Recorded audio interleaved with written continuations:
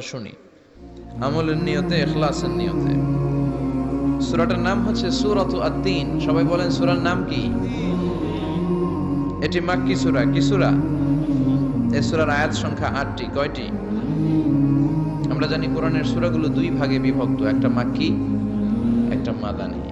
সেই হিসেবে এই সূরাটি মাক্কি। এই সূরাটি কি? মাক্কি। কোরআনের চ্যাপ্টারগুলো নিয়ে মাঝে মাঝে ভাববেন যে কত ধরনের চ্যাপ্টার আল্লাহ দিলেন। সূরাকে আরবিতে বলে চ্যাপ্টার। সূরাকে আরবিতে কি বলে? তাহলে আওয়াজ করে উত্তর দেন তো, কোরআনের ভেতরে চ্যাপ্টার আছে কয়টা? 114টা। এই চ্যাপ্টারের নাম দিলেন তিনি ফলের নামে। সুবহানাল্লাহ পড়েন। তিন মানে ডুমুর ফল। তিন মানে কি? ডুমুর ফল। খেয়েছেন কখনো? খান নাই? শিকারপুরে হয়? গাছ আছে শিকারপুরে? নাই না? আছে? ছোটবেলা আমরা শুনতাম ডুমুর ফল খেলে নাকি মানুষ পাগল হয়ে যায়। আপনারা শুনছেন? এরকম অনেক আজে বাজে কথা কিন্তু আমরা ছোটবেলা শুনেছি, যেগুলোর ভিত্তি নাই। বলা হতো পরীক্ষার দিন সকালে কেউ যদি ডিম খেয়ে যায় তাহলে পরীক্ষা নাকি ডিম পায়। এটা ভুয়া কথা, ডাহা মিথ্যা। আমি সব সময় ফাইনাল পরীক্ষার দিন সকালে ডিম খেয়ে যেতাম আর পরীক্ষা দিয়ে ফার্স্ট হয়ে যেতাম। এজন্য ডিম খেয়ে গেলে কেউ ডিম পায় না। আমরা বিশ্বাস করি খাইরিহি ওয়া শাররিহি মিনাল্লাহি, ভালো হোক মন্দ হোক করে কে? আবার ছোটবেলায় বলা হতো ওষুধ খাওয়ার সময় বিসমিল্লাহ বলবি না, কারণ বিসমিল্লাহ বললে বরকত হয়, তোর রোগে বরকত হয়ে যাবে, মানে তোর রোগ বেড়ে যাবে। কি ডাকাত, ভুয়া কথা। সব ভালো কাজের আগে বিসমিল্লাহ। অবশ্যই আপনি ওষুধ খাওয়ার আগে বিসমিল্লাহ পড়বেন। কি পড়বেন? আমাদের দেশে শেখানো হয় ওষুধ হাতে নিয়ে যখন তুমি খাবা তখন পড়বা আল্লাহু শাফি আল্লাহু মুআফি। এটারে উল্টে আবার বাংলাদেশে আল্লাহ শাফি আল্লাহ মাফি। শব্দটা মাফি না, শব্দটা হচ্ছে মুআফি। আল্লাহু শাফি আল্লাহু মুআফি। খেয়াল থাকবে, পড়েন আল্লাহু শাফি আল্লাহু মুআফি, আল্লাহু শাফি আল্লাহু মুআফি। এটা কোনো হাদিসে নাই, পড়তে বলা হয় নাই, তবে অর্থটা খুব সুন্দর। আল্লাহই তিনি শিফা দান করেন, আল্লাহই রোগ থেকে মুক্তি দান করেন। ওষুধ আমি খাচ্ছি, মেডিসিন খাওয়া সুন্নাহ, কিন্তু ওষুধ আমারে শিফা দেয় না, মুআফাত দেয় না। আমারে শিফা দেয় কে? এই ঘোষণাটা, অ্যানাউন্সমেন্টটা বেশ ভালো, আপনি পড়তে পারেন, কিন্তু সুন্নাহ মনে করে না। এটা ভালো অর্থ, তাই পড়ি। আর বিসমিল্লাহ অবশ্যই পড়বেন। সব ভালো কাজের আগে কি? বিসমিল্লাহ। আল্লাহ বুঝার তৌফিক দান করো। তো এই যে এগুলো ভুয়া কথা, মাশহুর, এগুলোকে বলে মাশহুরুন বাইনা আলসিনাতিন নাস, মানুষের ঠোঁটে ঠোঁটে মুখে মুখে প্রচলিত, কোনো ভিত্তি নাই। এরপরে ছোটবেলা শুনতাম জট কলা খাওয়া যাবে না, মানে জোড়া কলা খেলে নাকি দুই বাচ্চা হয়। যমজ বাচ্চা নাকি হয়, একসাথে দুই বাচ্চা বলে না? আমি আরো বেশি বেশি খাইতাম, বলতাম এটা তো আরো ভালো, এক লোকে দুই বাচ্চা হলে দুইবারের কষ্ট একবারে সারলো, তাই না? এক একটা মায়ের এক একটা বেবি জন্ম দিতে কষ্ট হয় না? শুধু কষ্ট, কি পরিমাণে কষ্ট এটা মা জানে, বাবা জানে না। এজন্য বিষ্ণু বলেছেন মায়ের মর্যাদা বাবার চেয়ে কয় গুণ বেশি। আবার আল্লাহ বলেছেন হামালাতু উম্মুহু, বাবা তোমারে পেটে ধরে নাই, পেটে ধরেছে কে? ওয়াহানান আলা ওয়াহান, ব্যথা কষ্ট জ্বালা পেইন বাবা সহ্য করে নাই, করেছে কে? ওয়াফিসালুহু ফি আমাইন, 2 বছর তোমারে বাবা দুধ খাওয়ায় নাই, দুধ খাওয়ালো কে? মায়ের এক ধারে দুধের দাম, কাটিয়া গায়ের চাম, বাপস বানাইলে ঋণের শোধ হবে না, এমন দরদি ভাবে কেউ হবে না আমার মা গো, এমন দরদি ভাবে কেউ হবে না আমার মা গো। ঠিক কিনা? বিষ্ণু বললেন লাউ কাতাতা জিলদাক, গায়ের চামড়াগুলো কেটে কেটে রোদে শুকিয়ে যদি মায়ের পায়ের 2টা জুতাও বানিয়ে দাও, ছোটবেলা যে দুধ খেয়েছো সেটার এক ঢোক দুধের শোধ আদায় হবে না। এজন্য মা যে কি কষ্ট করে। এখানে বেশিরভাগই আমরা নরমাল প্রসেসে পৃথিবীতে এসেছি, তাই না? সিজারিয়ান বেবি খুব কম, থাকলে 1-2টা। নরমাল প্রসেসে একটা বাচ্চাকে ডেলিভারি করতে একটা মায়ের যে কত কষ্ট হয় আপনি কল্পনাই করতে পারবেন না। চিকিৎসা বিজ্ঞান বলে একজন সুস্থ মানুষ ব্যথার একটা ইউনিট আছে, মাত্রা, ব্যথা মাপার একক। ৪৫ ইউনিট পেইন বা ব্যথা একজন মানুষ সহ্য করতে পারে। ব্যথার তীব্রতা বা মাত্রা যদি ৪৫ ইউনিটের বেশি হয়, যদি ছাড়িয়ে যায়, হয় লোকটা বেহুশ হবে, নয় মরে যাবে। আমার আর আপনার মা যখন আমাদেরকে নরমাল প্রসেসে ডেলিভারি করেছেন, তখন তারা ৪৫ না 57 ইউনিট প্লাস ৫৭ থেকে ৬০ ইউনিটের পেইনও তারা ছাড়িয়ে গেছে। ৫৭ ইউনিটেরও বেশি ব্যথা তারা সহ্য করেছে, যেটা কোনো অ্যাক্সিডেন্টে আপনার দেহের ২০৬টা হাড্ডি আছে তো ২০টা হাড্ডি একসাথে কোনো অ্যাক্সিডেন্টে ভেঙে গেলে যত ব্যথা, তার চেয়েও বেশি ব্যথা। এজন্য মায়ের মনে কষ্ট দেয়া যাবে? মায়ের মনে কষ্ট দিয়ে জীবনে কেউ সফল হতে পারে নাই। সাইয়েদনা মূসা আলাইহিস সালাম আল্লাহর একবার জিজ্ঞেস করলেন, আল্লাহ মাইয়াকুনু জালিসি ইয়াউমাল কিয়ামা, আল্লাহ আমার সাথে কিয়ামতের দিন জান্নাতে সাথী কে হবে? আল্লাহ বললেন, জালিসুকা ফিল জান্নাতি জাজ্জার, তোমার সাথী হবে কিয়ামতের দিন বিচার শেষে জান্নাতে যখন ঢুকবা, তোমার সাথী হবে একজন কসাই। কসাই চিনেন? কি করে? গোশত কাটে। সাইয়েদনা মূসা আলাইহিস সালাম অবাক হলেন, ঘটনা কি? কসাই? আমি হইলাম নবী আর আমার সাথে জান্নাতে থাকবে? How come it's possible? এটা কিভাবে সম্ভব? আল্লাহ বললেন, নিজেই দেখে আসো এটা কেমন কসাই। সাইয়েদনা মূসা আলাইহিস সালাম ছদ্মবেশে কসাইয়ের দোকানে দাঁড়িয়ে রইলেন। দেখলেন স্পেশাল বিশেষ কোনো আমল নাই, কসাই শুধু গোশত কাটে, গোশত বিক্রি করে। দিন শেষে দোকান বন্ধ করে প্যাকেটের ভেতরে গোশত নিয়ে বাড়িতে রওনা হয়েছে। বাড়ির ভেতরে ঢুকে যাওয়ার পর সাইয়েদনা মূসা আলাইহিস সালাম ঘরের দরজার কড়া নাড়লেন। কসাই বলে, মান আনতা, তুমি কে? মূসা আলাইহিস সালাম বললেন, আনা মুসাফির, আমি মুসাফির, থাকার জায়গা নেই, আপনি যদি থাকার জায়গা দেন আপনার বাড়িতে থাকবো। কসাই বলে, আসেন। সাইয়েদনা মূসা আলাইহিস সালাম ঢুকলেন। কসাই বলে, এই ঘরে একটু থাকেন, ওই ঘরে আমার একটু কাজ আছে। মূসা আলাইহিস সালাম বললেন, যান, কাজ সেরে আসেন। মূসা আলাইহিস সালাম খেয়াল করলেন ওই ঘরে মাচার উপর থেকে বয়োবৃদ্ধ এক নারীকে তিনি নামিয়ে গোসল করালেন, টাওয়াল দিয়ে গা মুছিয়ে দিলেন, নতুন জামা পরিয়ে দিলেন। এরপর দোকান থেকে আনা সুন্দর গোশতের টুকরাটারে নিজ হাতে কেটে রান্না করলেন। তারপর রুটি বানালেন, আর গোশত আর রুটি হাতে নিয়ে ওই মহিলার মুখে তুলে দিচ্ছেন। মহিলা খাচ্ছে, খায় আর বিড়বিড় করে কি যেন দোয়া পড়ে। সুবহানাল্লাহ পড়বেন না? ওই মহিলাকে খাওয়ানোর পরে কসাই সাইয়েদনা মূসা আলাইহিস সালামকে মেহমান হিসেবে খাবার নিয়ে আসলেন। বললেন, ও পথিক, খাবার খান, সকালবেলা আপনিও চলে যাবেন, আমিও যাব আমার দোকানে, খেয়ে আপনি ঘুমিয়ে পড়েন। মূসা আলাইহিস সালাম বললেন, ততক্ষণ পর্যন্ত তোমার আনা খাবারে আমি হাত দিব না, যতক্ষণ না তুমি বলবা ওই মহিলাটাকে। কসাই বলে, হাদিহি উম্মি, এটা আমার মা। হাদিহি উম্মি, এটা আমার মা। এই দুনিয়ায় এই মা ছাড়া আমার কেউ নাই, আমিও ছাড়া আমার মায়ের কেউ নাই। তাই প্রতিদিন দোকানের কাজ শেষ করে গোশত এনে রান্না করে আমার মারে আমি খাওয়াই। হাদিহি উম্মি, এটা আমার জনম দুঃখিনী মা। সাইয়েদনা মূসা আলাইহিস সালাম, বুঝলাম তোমার মা, কিন্তু তুমি যখন রুটি তোমার মায়ের মুখের ভেতরে তুলে দিচ্ছিলে, তোমার মা বিড়বিড় করে কি যেন পড়লো, কি পড়ে তোমার মা? কসাই বলে, আমার মায়ের একটা পাগলা দোয়া আছে। কি দোয়া? আমি জানি কশিন কালো এই দোয়া কবুল হবে না। আবেগের বশবর্তী হয়ে প্রতিদিন আমার মা আমার খেদমতে আমার উপর এত সন্তুষ্ট হয়ে যায়, এত খুশি হয়ে যায়। আমার মা প্রতিদিন বলতে থাকে, আল্লাহুম্মা জাআল ইবনি জালিসা মূসা ইয়াউমাল কিয়ামা। ও আল্লাহ, আমার ছেলের খেদমতে আমি এত সন্তুষ্ট, আমার ছেলের উপর আমি এতটাই রাজি খুশি।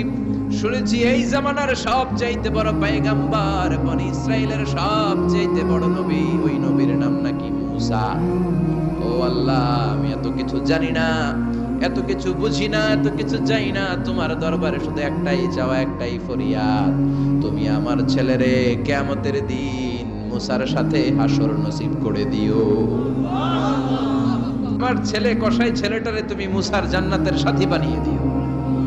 আল্লাহুম্মা জাআল ইবনি জালিসা মূসা ইয়াউমাল কিয়ামা। জালিস মানে ফ্রেন্ড, বন্ধু। আল্লাহ, জান্নাতে আমার ছেলেরে তুমি মূসার বন্ধু বানিয়ে দিও। মূসা আলাইহিস সালাম এবার বুঝতে পারলেন।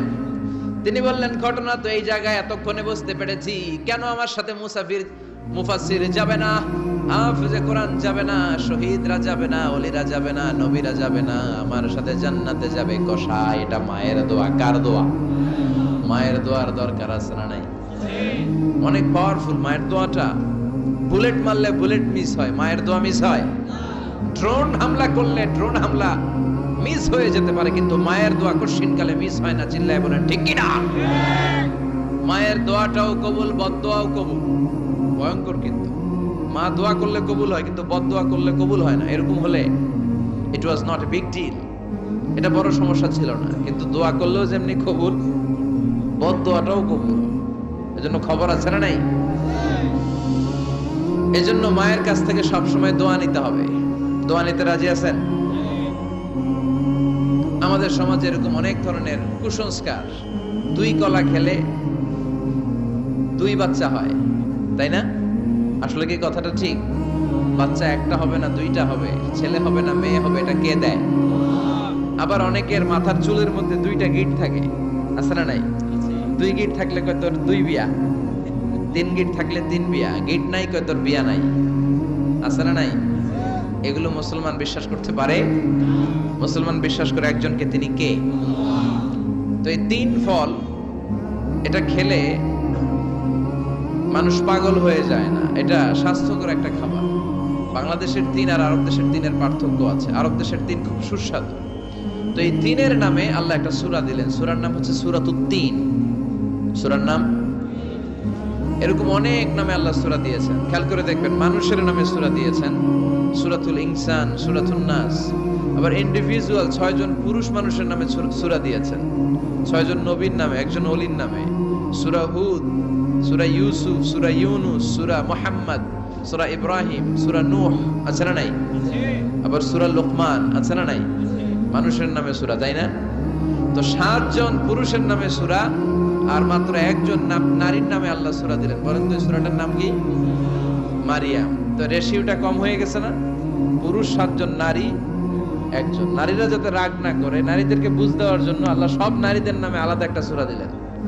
সূরার নাম, তার মানে আল্লাহ নারীকে খুশি রাখতে চায়, বিশ্বনবীও নারীদেরকে খুশি রাখতে চায়। আমরা অনেকে বলে, হুজুর আপনি নারীদের পক্ষে কথা বলেন বেশি। আমি সবার পক্ষেই বলি, যার যেটা অধিকার তাকে সেটা দিতে হবে, ঠিক কিনা? নারীরা সম্মানিতা, তাদেরকে সম্মান দিতে হবে। বিশ্বনবী তাদেরকে সম্মান দিতেন। মা আয়েশাকে বিশ্বনবী সবসময় আগে সালাম দিতেন। সুবহানাল্লাহ পড়েন। খাদিজা রাদিয়াল্লাহু তাআলা আনহাকে আল্লাহ তাআলা আরশের উপর থেকে সালাম পাঠিয়েছেন। এজন্য নারীদেরকে সালাম দিবেন বেশি বেশি। ঘরে সুখ শান্তি নাই, অনেকে বলে ঘরটা নাকি জাহান্নামের টুকরা, কারণ সালাম নাই। সালাম মানে শান্তি। সালাম মানে কি? সালাম সালাম হাজার সালাম সকল শহীদ স্মরণে, আমার হৃদয় রেখে যেতে চাই তাদের স্মৃতির চরণে। পড়েন আমিন। সালাম মানে, চিল্লায় বলেন। জান্নাতীরা যখন জান্নাতে ঢুকবে, ফেরেশতারা জান্নাতীদেরকে কি বলবে? সালাম, শান্তি। Enter the paradise with peace and security. শান্তি এবং নিরাপত্তার সাথে জান্নাতে ঢুকে যান। এজন্য ঘরটারে শান্তিময় বানাতে চাইলে সালাম দিতে হবে। কি দিতে হবে? আজ থেকে স্ত্রীকে সালাম দিবেন তো ইনশাআল্লাহ। পড়েন। আমার মাইকের আওয়াজ যদি বোনদের কানে যায়, মাদের কানে যায়, আপনাদেরও বলি, আপনারাও আগে আগে সালাম দিবেন। এই দৃশ্য বাচ্চারা দেখলে বাচ্চারাও সালাম শিখবে, ঠিক কিনা? মা খাদিজার ব্যাপারে আল্লাহ বলেছেন, জিব্রাইল তুমি যে খাদিজারে আমার পক্ষ থেকে সালাম দিয়ে দাও, আর খাদিজারে বলে দাও জান্নাতে খাদিজার জন্য এমন ঘর আমি প্রিপেয়ার করে রেখেছি যে এই ঘরের ভিতরে কোনো নয়েজ নাই, কোনো আওয়াজ নাই, কোনো ডিস্টার্ব নাই, আছে শান্তি। সুবহানাল্লাহ। কারণ বিশ্বনবীর জন্য খাদিজা নিজের ঘরটার এরকম নয়েজহীন, কোলাহল মুক্ত, শান্তিময় করে রেখেছিলেন। বিশ্বনবী কোলাহলপূর্ণ দাওয়াতি কাজ শেষ করে যখন ঘরে যেতেন, কলিজাটা ঠান্ডা হয়ে যেত। বিশ্বনবীর জন্য এমন একটা ঘর রেখেছিলেন মা খাদিজা, ওই ঘরে বিশ্বনবী যখন প্রবেশ করতেন, বাইরে যত মারপিট হয়েছে, মারামারি হয়েছে, কাফেরদের যত অত্যাচার সহ্য করেছে, ঘরে ঢোকার সাথে সাথে নবী সব ভুলে যেতে।